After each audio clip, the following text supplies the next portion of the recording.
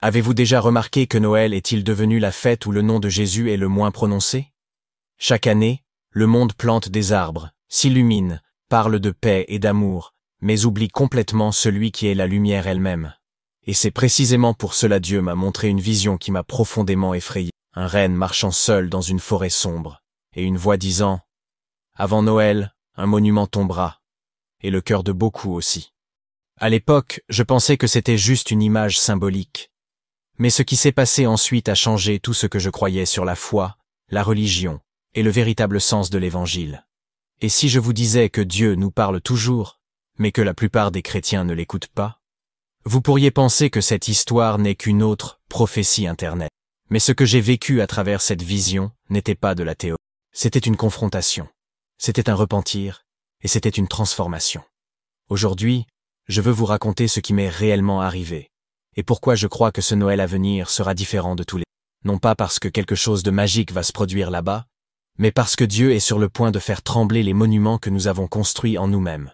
Et si vous restez avec moi jusqu'à la fin de cette vidéo, vous comprendrez que cette histoire ne me concerne pas. Il s'agit de vous, et de ce qui peut encore être restauré avant l'arrivée de Noël. Je m'appelle Ethan Cole, j'ai 28 ans, et je vis dans un petit état du sud des États-Unis. Aux premières heures du 4 août, il m'est arrivé quelque chose que je n'ai jamais oublié. Je priais, sans rien demander de particulier, simplement en remerciant Dieu. Puis, soudain, le silence s'est installé, comme si le monde s'était arrêté l'espace d'une seconde. Dans ce silence, j'ai vu l'image d'un renne marchant dans une forêt enneigée. Et j'ai senti en moi que Dieu me montrait quelque chose qui se produirait avant Noël. Ce n'était pas un souvenir, ni un simple rêve, c'était un message. Les jours suivants, j'ai essayé de l'ignorer, mais la vision revenait chaque fois que je priais. Je revoyais les mêmes rennes, le même paysage de pins et le même air froid me caressait le visage. Au fond de moi, je savais que Dieu parlait d'une saison, pas seulement d'une date. Il me montrait une période de changement qui impliquerait à la fois la nature et le cœur des gens. Plus je réfléchissais, plus je comprenais que cette image représentait quelque chose de spirituel. La semaine suivante, j'ai ressenti le besoin pressant de me rendre dans un parc national à quelques heures de chez moi. C'était comme si le Saint-Esprit m'y poussait. J'ai garé la voiture, marché parmi les arbres, et l'espace d'un instant, tout a semblé respirer. C'est là que j'ai entendu une phrase en moi. Une étape importante sera transformée avant Noël, et cela affectera ce que l'homme a construit et ce que j'ai créé. Je me suis figé. J'ai regardé autour de moi. Et j'ai réalisé que le vent s'était arrêté. Ce mot a résonné en moi. Un monument historique peut désigner de nombreuses choses. Un monument, un site historique, ou même un monument spirituel que le monde a oublié. J'ai senti que Dieu montrait un changement qui serait visible, quelque chose qui attirerait l'attention des médias, mais qui aurait un but derrière lui, réveiller les cœurs endormis. C'était comme s'il disait « Ce que les yeux verront ne sera que le signe. L'événement réel est invisible. » Je suis rentré chez moi en silence, essayant de comprendre ce que tout cela signifiait. Je me demandais si je devenais fou, mais la paix que je ressentais était si profonde que la peur s'est dissipée. J'ai ouvert ma Bible, et, sans m'y attendre, elle est tombée sur Luc, chapitre 19. C'était l'histoire de Zachée. À ce moment-là, j'ai compris que la vision des rennes et la période de Noël n'étaient pas liées à la neige ou aux vacances, mais au salut et à la rédemption, tout comme le petit homme qui a grimpé à un arbre pour voir Jésus. J'ai passé le reste de la nuit éveillé, à lire et à pleurer. Zachée a grimpé à un arbre pour voir le Sauveur. Jésus, à son tour, a grimpé sur une croix pour sauver le monde. J'ai réalisé que l'arbre que j'avais vu dans ma vision était le reflet de la croix, le point de rencontre entre le divin et l'humain. Et j'ai compris que Dieu m'appelait, non pas à prédire quelque chose, mais à préparer mon cœur avant Noël. Au cours des jours suivants, j'ai commencé à sentir quelque chose de différent dans l'air. Chaque fois que je priais, je sentais que quelque chose allait arriver, non seulement à moi, mais à tout le pays. C'était comme si un compte à rebours invisible avait commencé. Le sentiment était clair. Dieu permettait un changement qui attirerait l'attention, non pas pour effrayer, mais pour réveiller, et ce changement interviendrait avant Noël. Je me suis souvenu des mots entendus dans le parc. Un monument sera transformé, et je me suis demandé s'il était physique, politique ou spirituel. C'est alors qu'une pensée m'a frappé comme un éclair. La nature et l'homme changeront en même temps. Cette phrase ne venait pas de mon esprit. C'était une voix calme, mais ferme. J'ai compris que Dieu montrait que la création et les œuvres humaines sont liées. Lorsque l'homme se détourne de Dieu, même la nature souffre. C'était comme si le Seigneur disait « Je corrige le cours des choses ». Cette prise de conscience m'a fait tomber à genoux. Quelques semaines plus tard, en regardant les informations, j'ai vu un reportage sur des incendies dans une réserve forestière.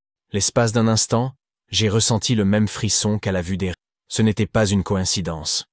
Dieu me montrait que quelque chose de naturel serait le signe visible de quelque chose de spirituel. Un rappel qu'il parle, agit et appelle toujours le monde à la repentance.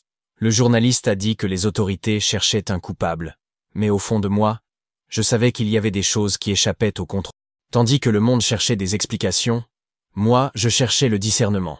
J'ai commencé à noter chaque détail, chaque date, chaque sentiment.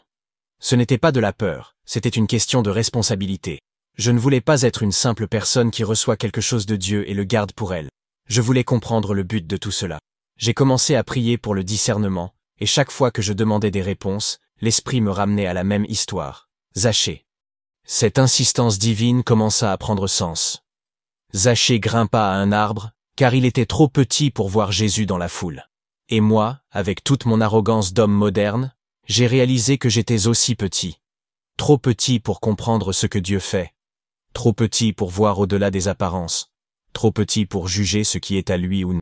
La vision du règne m'a appris l'humilité. Et le nom de Zachée m'a rappelé que le salut commence lorsque nous admettons que nous devons monter plus haut pour voir Jésus. Le dimanche suivant, je suis allé à l'église, le cœur lourd. Le pasteur prêchait sur la repentance et semblait s'adresser directement à moi. Le Seigneur visite encore des maisons où personne d'autre ne veut entrer, a-t-il dit. À cet instant, j'ai compris que le message ne concernait pas un monument qui change de forme, mais la restauration du cœur humain. Le monument que Dieu veut transformer, c'est le cœur, le véritable temple où il désire habiter. Et ce changement, je m'en suis rendu compte, commençait déjà en moi. La semaine qui a suivi ce sermon, j'ai commencé à prendre conscience à quel point ma vie était en train de changer. Moi qui avais toujours été anxieuse, j'ai commencé à ressentir un calme nouveau. C'était comme si chaque prière ouvrait une nouvelle fenêtre en moi. Dieu ne parlait plus par des visions intenses, mais par de petits gestes, un verset qui se répétait, une louange qui me touchait, un repentir que je ne pouvais plus ignorer. J'ai compris que le véritable mouvement de Dieu ne se produit pas dans la foule, mais dans des pièces fermées, lorsque le cœur s'abandonne enfin. Un soir, j'ai décidé de relire le passage d'Actes 17, où Paul prêche à Thessalonique. Il raisonnait à partir des Écritures, essayant de démontrer que Jésus était le Christ. Cela m'a durement touché, car moi aussi j'essayais de rationaliser ce que Dieu me montrait, alors que tout ce qu'il voulait, c'était que je lui fasse confiance. Paul a vu des multitudes divisées sur la vérité. Certains ont cru, d'autres ont formé une foule en colère. Et j'ai réalisé, chaque fois que l'Évangile pénètre une culture, il ébranle les structures, non pas pour les détruire, mais pour révéler ce qui est corrompu. J'ai commencé à réfléchir à la façon dont la foi a façonné le monde dans lequel je vis. Même ceux qui ne croient pas vivent entourés de valeurs nées de la croix. La moralité, la compassion, l'idée de justice, tout cela provient de la présence de l'Évangile à travers les siècles. Même ceux qui prétendent ne pas croire portent la marque invisible de l'influence du Christ. Je me suis souvenu de l'interview de Sam Altman, PDG d'OpenAI.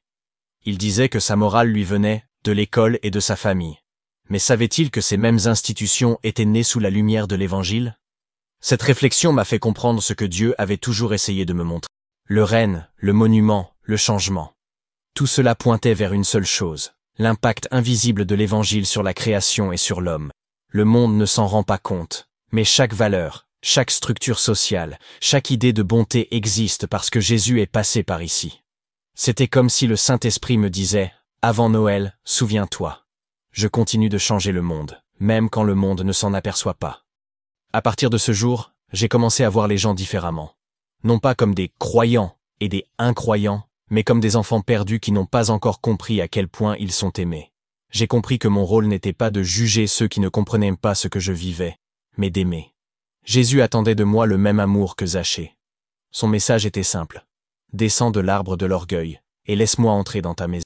Et c'est à ce moment-là que l'Esprit m'a rappelé le détail le plus puissant de l'histoire. Lorsque Jésus a appelé Zachée, il ne l'a pas seulement sauvé. Il s'est invité chez un homme que tout le monde considérait comme indigne.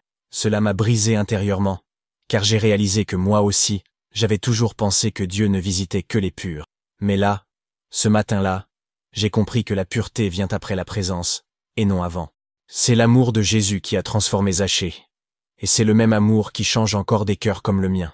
Après cette révélation sur la pureté et la présence de Dieu, quelque chose en moi a changé à jamais. Je ne pouvais plus regarder la croix de la même manière. C'était comme si je comprenais enfin le prix payé pour moi. Chaque fois que je me souvenais de la vision du renne marchant dans la neige, j'y voyais un symbole du voyage de ceux qui recherchent la présence de Dieu, même au milieu du froid spirituel. La forêt, autrefois effrayante, représentait désormais le monde, et le renne était l'appel de l'esprit disant « Suivez mes pas, même si tout semble gelé ». Cette semaine-là, un événement curieux s'est produit. Un ami de l'église m'a appelé pour me dire qu'il souhaitait organiser une réunion d'évangélisation de rue avant Noël. Il ignorait ma vision, mais ses paroles ont été une confirmation. C'était comme si le Seigneur répétait « D'ici Noël, mon peuple doit sortir des murs et montrer au monde qui je suis. » J'ai accepté l'invitation, mais le cœur tremblant. Je n'avais jamais prêché, jamais parlé en public, et la simple idée me rendait nerveux. J'ai passé des jours à prier, à demander conseil. J'ai rouvert Luc 19 et lu l'histoire de Zachée à voix haute. J'ai ressenti quelque chose de différent, comme si Jésus lui-même me regardait à travers ses mots. « Ethan, descends vite, je veux vivre dans ta maison aujourd'hui. » C'était l'une des phrases les plus puissantes que j'ai jamais entendues. J'ai compris que l'évangile est personnel. Ce n'est ni une théorie, ni une tradition. C'est une invitation intime à laisser Dieu habiter en nous. Le jour de l'évangélisation, le froid était mordant. Je me souviens avoir frissonné, mais je ne savais pas si c'était à cause du temps ou de l'excitation. La rue était bondée, les gens se pressaient, et je tenais un micro emprunté. En commençant à parler, j'ai ressenti le même frisson que j'avais ressenti dans la forêt. Les mots me venaient sans effort, comme si le Saint-Esprit insufflait chaque phrase. J'ai parlé du renne, du monument, de la transformation à venir, mais j'ai terminé en parlant du cœur, le véritable lieu où Dieu veut réformer. Tandis que je parlais, une femme s'est approchée en pleurs. Elle m'a dit qu'elle avait quitté l'église pendant 5 ans et qu'elle avait demandé à Dieu un signe ce matin-là. Si le Seigneur me veut toujours, envoie quelqu'un me parler. Et nous étions là, au milieu de la rue, entourés de gens et de lumière de Noël. À cet instant, j'ai compris que la prophétie ne parlait pas de catastrophe, mais de rencontre, de Dieu descendant au niveau des perdus, comme il l'a fait avec Zachée. Cette étreinte était la confirmation dont mon cœur avait besoin. De retour chez moi ce soir-là, le ciel semblait plus clair. Les étoiles brillaient plus fort que jamais. Je me suis allongé et j'ai remercié en silence. J'ai senti que le monument que Dieu avait promis de changer avait déjà été transformé. Non pas un monument physique, mais le monument de mon propre cœur. C'était le début d'un nouveau voyage, et je savais que le Noël qui approchait serait différent de tous ceux que j'avais déjà vécus. Les jours passaient, et Noël approchait. Je me réveillais chaque matin avec la même pensée. Seigneur, qu'est-ce qui va vraiment changer d'ici Noël? Il n'y avait aucune peur, juste une attente silencieuse. Le monde continuait son cours, actualité, tragédie, promesses politiques, mais en moi, quelque chose de profond se transformait. Cette vision d'août, qui avait commencé avec un simple renne, s'était transformée en un voyage spirituel. J'ai compris que Dieu ne voulait pas me montrer un événement, mais me préparer à comprendre d'une manière nouvelle le sens de la venue du Christ. C'était comme si le temps ralentissait pour que mon cœur puisse mieux entendre. La veille de Noël, j'étais assis sur le porche, ma Bible ouverte, au son lointain des feux d'artifice en ville. L'air était frais, mais une paix m'enveloppait. Je me souvenais de tout ce que Dieu avait dit sur le monument, la nature, l'humanité et l'Évangile. Soudain, j'ai senti une présence si forte que j'ai fermé les yeux. Ce n'était pas de la peur, c'était du respect. J'ai entendu une voix douce en moi dire « Le monument a changé ». J'ai regardé autour de moi, confus, jusqu'à ce que je réalise que le monument n'était pas physique. C'était moi. L'orgueil, la hâte, l'incrédulité. Tout avait été démoli et reconstruit en sa présence. Cette nuit-là, j'ai pleuré comme un enfant. Je me suis souvenu de Zachée descendant de l'arbre pour retrouver Jésus. Moi aussi, j'étais descendu de mes certitudes, de mes peurs, de ma théologie froide, et j'avais trouvé un Christ vivant, réel, qui ne visite pas les temples, mais les cœurs. Et quand j'ai réalisé cela, j'ai compris la profondeur de Noël. Il ne s'agit pas d'une date, mais d'un Dieu qui choisit encore d'entrer dans des foyers où personne d'autre ne veut. Le lendemain, je me suis réveillé tôt, et je suis allé au parc où tout a commencé. La neige recouvrait le sol comme un tapis blanc. Je suis resté là, à contempler les arbres, et à me souvenir de chaque parole du Seigneur. J'ai senti une légère brise effleurer mon visage, et quelque chose en moi a murmuré.